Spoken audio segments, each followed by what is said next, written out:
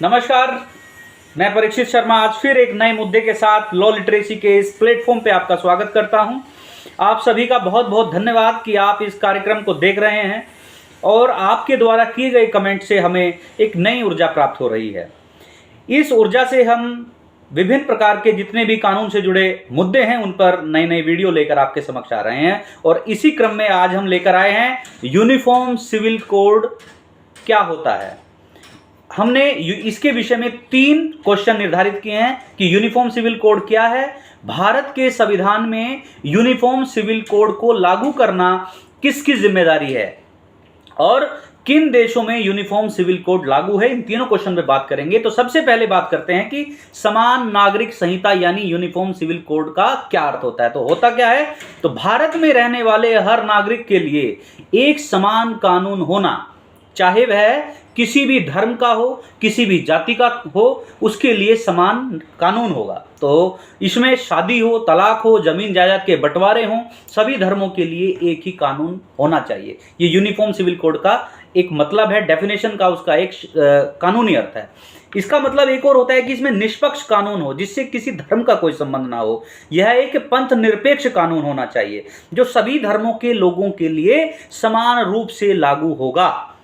Uniform civil code लागू होने से हर मजहब के लिए एक जैसा कानून आ जाएगा, यानी मुस्लिमों को अपने धर्म के अनुसार जो अधिकार प्राप्त हैं, हिंदुओं को अपने धर्म के जो अनुसार जो अधिकार प्राप्त हैं, पारसियों को प्राप्त हैं, जैन को प्राप्त हैं या अन्य किसी और धर्म को, ईसाइयों को प्राप्त हैं, उनका सबका इन मामलों का निपटारा अपने पर्सनल लॉ के अधीन या भी फिलहाल कर रहे हैं। लेकिन इस कानून के आने के बाद में, यूनिफॉर्म सिविल कोड के आने के बाद में, सबके जितने भी पर्सनल लॉ हैं, सिविल लॉ हैं, चाहे उसमें हिंदू हो, सिख हो, जैन हो या बौद्ध होते हैं, संविधान में सभी को लागू करना जिम्मेदारी हो जाएगी। अब ये लागू कौन से आर्टिकल में होता है, तो आर्टिकल 44 के तहत ये राज्य की जिम्मेदारी है कि ये वो अपने राज्य में इसको लागू कराए। इसे लेकर एक बहुत बड़ी बहस चलती रहती है, लेकिन ये आज तक लागू नहीं हो पाया। भारत में हिंदुओं के लिए हिंदू कोड बिल एक लाया गया था। देश में इसके विरोध के बाद भी इस बिल को 4 हिस्सों में बांट दिया गया था। तत्कालीन प्रधानमंत्री के विषय में यदि बात करें हम, जवाहरलाल नेहरू जी के विषय में, तो इन्होंने इसको Hindu marriage act, Hindu succession act, Hindu adoption and maintenance act और Hindu minority and guardianship act में बांट दिया था। इस कानून ने महिलाओं को हालांकि बहुत सशक्त किया है, सीधे तौर पर सशक्त बनाया है। इनके तहत महिलाओं को पैतृक और पति की संपत्ति में जो अधिकार होते हैं वो मिलता है। इसके अलावा अलग अलग जातियों में के जो लोग हैं उनको एक दूसरे से शादी करने का अधिकार है, लेकिन कोई व्यक्ति एक शादी के रहते दूसरी शादी नहीं कर सकता है। मुस्लिम पर्सनल लॉ के विषय में यदि हम बात करें तो उनका जो बोर्ड है, मुस्लिम पर्सनल लॉ बोर्ड, देश के मुस्लिमों के लिए मुस्लिम पर्सनल लॉ बोर्ड बनाया गया है। इसके लिए इसके जो लॉ हैं, इसके जो अंतर्गत आते हैं, उसमें शादीशुदा मुस्लिम पुरुष अपनी पत्नी को महज 3 बार तलाक कहकर तलाक दे सकता था। हालांकि मुस्लिम पर्सनल लॉ में तलाक के और भी तरीके दिए गए हैं, लेकिन उनमें से 3 बार तलाक कहना एक प्रकार का तलाक माना जाता था। हालांकि उसमें अभी अमेंडमेंट हुआ है, जिसे कुछ मुस्लिम विद्वान शरीयत के खिलाफ भी बताते थे। तलाक के बाद अगर दोनों फिर से शादी करना चाहते हैं तो महिला को पहले किसी अन्य पुरुष के साथ शादी करनी होती है। उसके बाद वहाँ पर उसको कुछ दिन रहना होता है। इस प्रोसेस को भी हमने देखा था और इसके ऊपर भी बहुत गहन चर्चा और बातचीत हुई थी। इन लॉ में या इन पर्सनल लॉ में जिस तरीके की ये बातें कही गई हैं, इनको मद्देनजर रखते हुए इनको किनारा देने के लिए यूनिफॉर्म सिविल कोड की हमेशा मांग होती है।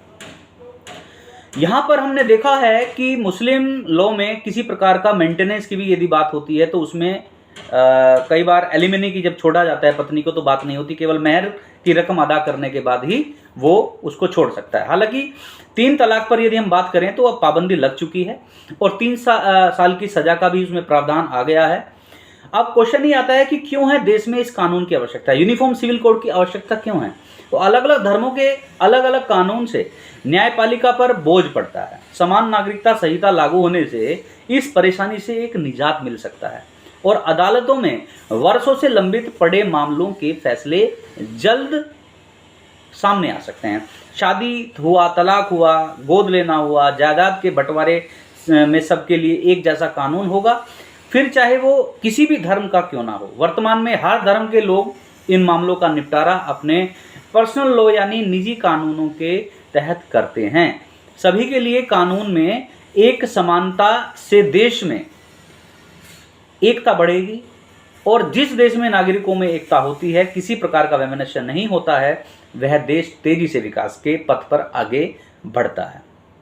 देश में हर भारतीय पर एक समान कानून लागू होने से देश की राजनीति पर भी असर पड़ सकता है, और राजनीतिक जो दल होते हैं उनके वोट बैंक वाली जो राजनीति होती है वो भी नहीं कर पाएंगे, और वोटों का ध्रुवीकरण भी नहीं होगा। महिलाओं की स्थिति में भी सुधार होगा।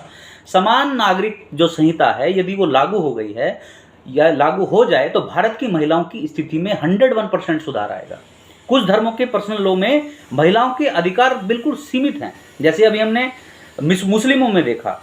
इतना ही नहीं, महिलाओं का अपने पिता की संपत्ति पर अधिकार और गोद लेने जैसे मामलों में भी एक समान नियम नहीं है। लेकिन यदि ये लागू हो जाते हैं तो एक समान नियम लागू हो जाएंगे। इन देशों में कौन कौन से देश हैं उनके विषय में बात करते हैं तो सिविल कोड लागू है। एक तरफ भारत है जहां पर समान नागरिक संहिता को लेकर एक बहुत बड़ी बहस चल रही है, वहीं दूसरी ओर पाकिस्तान में, बांग्लादेश में, मलेशिया में, तुर्की में, इंडोनेशिया में, सूडान में और इजिप्ट जैसे कई देशों में इस कानून को अपने यहाँ लागू पहले से ही कर चुके हैं। तो हमारे यहाँ पर केवल बहस ही चलती रहती है और उसको एग्जीक्यूट नहीं कर पाते हैं। तो हमारा आज का जो सेशन था वो यही था कि यूनिफॉर्म सिविल कोड क्या है और यूनिफॉर्म सिविल कोड की आवश्यकता क्या है और यूनिफॉर्म सिविल कोड कहाँ कहाँ लागू हो चुका है। तो यदि आपको ये वीडियो पसंद आई हो तो आप इसको शेयर जरूर करें और हमारे चैनल को सब्सक्राइब भी करें। नमस्कार।